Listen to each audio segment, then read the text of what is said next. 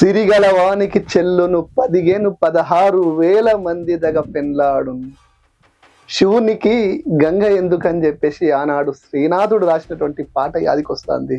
ఎందుకంటే పక్కనే అంతగిరి పోషమ్మ కడుపులో పెట్టుకొని సాదుకునే తల్లి ఉండంగా, 5 టీఎంసీల డ్యామ్ ఉండంగా, ఇదే ఏరియాలో ఉన్న మిడ్ మేనేర్ ఉండంగా, రాష్ట్ర మాజీ ముఖ్యమంత్రి కేసీఆర్ ఉండంగా, 5 సంవత్సరాలు 5 గుంటలెండని ఈ నెలలా కాంగ్రెస్ వస్తే కరువు వస్తుంది, కాంగ్రెస్ వస్తే కటకటాలు వస్తాయి అన్నట్టుగా, దరిద్రం వచ్చి నెత్తి మీద కూర్చుంటది అన్నట్టుగా నిలువెత్తు నిదర్శనం 90 రోజులలో మనకు కనిపిస్తుంది.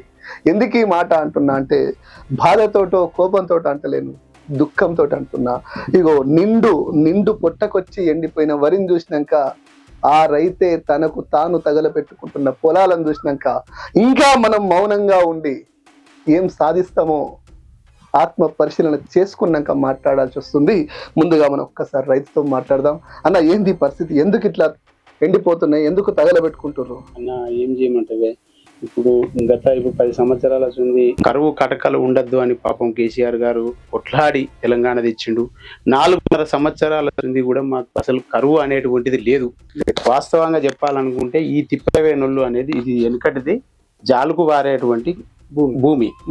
వాస్తవంగా వాస్తవంగా వానకాలం వేసుకొని యాసంగి పంటలలో పునాస పంటలు పెట్టుకునేది. పాపం కాలువనే తీసిరు, ఇండకెళ్ళి టర్నల్ తీసిండు.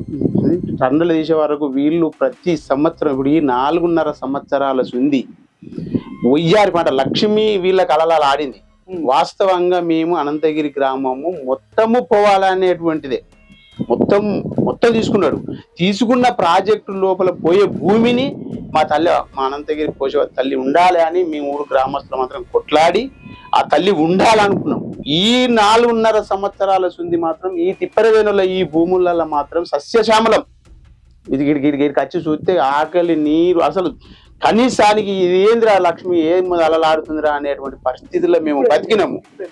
ఈ 3 నెలలనే పాపం వాస్తవంగా నీళ్లు ఉంటాయన్న ఆలోచన మీదనే మేము వేసుకున్నాము. ఇక్కడ క్యాన్వసింగ్ చేసి గెలుపుకొస్తాం. అవును, మరి ఎండిపోయినప్పుడు ఇప్పటి వరకు రాలేదు. అత్తెవరు ఊరుకోరన్న. ఈ 390 ఎకరాల భూమిలో కనీసానికి నువ్వు ఒక్కసారి అయితే ఎంక్వైరీ చేయవా? దమ్ముంటే నువ్వు వీడికి వచ్చి మా రైతులకు నష్టపోయిన పబ్లిక్ ఏమిస్తావు? నువ్వు నిన్న సిరికొండ కాడ ఏదో మీటింగ్ ఉందంటే సిరికొండ మరి అంతగిరి కాడ ఎందుకు ఆగలేదు? అంతగిరి ఎందుకు చూసుకో దొంగలే అన్నట్టు కదా నువ్వు రా, వచ్చి మాట్లాడు. నువ్వు చూడు, 50 మంది 60 మంది వదిలే ఎందుకు ఉపాధి పనికి. నేను ఇప్పుడు ఈ 5-6 రోజులు చూస్తున్నా 100 మందికి శాతానికి ఎక్కువ పోతురు అన్న. ఉపాధికి 200 మంది దాకా పోతురు. అంటే పరిస్థితి ఏంటంటే అన్న, వాళ్ళకు వేయచ్చు ఉపాధి పని, కష్టపడేటోళ్ళకి వేయచ్చన్న. నీడకుండి బస్సులో పెట్టేళ్ళకి ఎందుకే ఫ్రీ బస్ పెట్టడం, పన్నుకోమని పెడుతున్నావు. అది కరెక్ట్ కాదు. రోజు కొట్లాడనే కాదు. ఇప్పుడు నా భార్యకి ఏం పని లేదు, బీడీ చేస్తుంది. 5 బీడీని చూసి రావాలి, పోయిరా ఫ్రీ బస్ అనే అంట. అదే నేను సొంతంగా పైసలు పెట్టుకుని పోతే 250 300 మినిమం కావాలి. 300 600 కావాలి. నీ అమ్మ ఈ బీడీలకు అగ్గిదాలకి ఈ 600 పెట్టిపోయేది అంటే ఈ ఉపాధి పని చేసుకొని 100-250 వస్తాయి, తప్పుడుగా బీడీ చేసుకుని నీడకుంటూ అంటున్నా. ఇప్పుడు అంటారు జనం. అదే నువ్వు జనాన్ని సోమరిపోతలో చెప్తున్నావు, కరెక్ట్ కాదు. రైతులు నాకని చెప్తున్నావు. రైతులను అంటే మరీ ఘోరంగానే నిజంగా చెప్తున్నా. రైతు బంధు లేదన్న ఇప్పటి వరకు కూడా. ఒక్కొక్కసారి అనిపిస్తుంది నేను గొర్రెల కాడు ఉంటే, ఉదాహరణ నాకేమో అన్ని ఆలోచన, గొర్రెను చూసుకుంటే నేను గొర్రె మీద ప్రశ్న వేసుకుంటా ఆలోచించుకుంటా అన్నట్టు. అంత బాధ అనిపిస్తుంది. అంత ఆలోచన ఒక్కొక్కసారి దుఃఖం వస్తుంది నిజంగా చెప్పాలనుకుంటే. పక్కనే ఉన్న పచ్చ పొలాన్ని చూసి సంతోషపడ్డ రైతు కన్నీళ్లలో కూడా ఇలా పచ్చని పొలాన్ని కూడా ఈ కాంగ్రెస్ మాయాను, రేవంత్ రెడ్డి చేతగాని తనము, ఎన్డీఎస్ఏ పేరు మీద బీజేపీ ఆడుతున్న డ్రామాను మొత్తం మీద నీళ్లు లిఫ్ట్ చేయకుండా మేడిగడ్డ నుంచి వీళ్ళు రైతుల నోట్ల మట్టి కొడుతుర్రు. అది కాంగ్రెసే కానీ, అది బీజేపీ కానీ, కేంద్రంలో ఉన్నోడైనా రాష్ట్రంలో ఉన్నోడైనా ఎవరితోడైనా కొట్టాడి నీళ్ళు ఇవ్వాల్సింది పోయి వీని మీద వాని మీద వీడు చెప్పుకుంటూ ఇలా రైతులు నాగం చేస్తున్నారు. రైతు అంటే మామూలు ముచ్చట కాదు. ఇలా దాదాపు బురద నుంచి బువ్వ తీసి వేలాది మంది ఒక్కొక్క అన్నం మెతుకు ప్రసాదం ఎత్తుకు గుళ్ళేపోతాయి.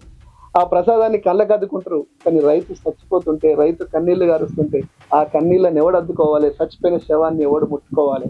అది ఆలోచిస్తే ప్రభుత్వం నిలబడుతుంది, అది మర్చిపోతే ప్రభుత్వం పడిపోతుంది.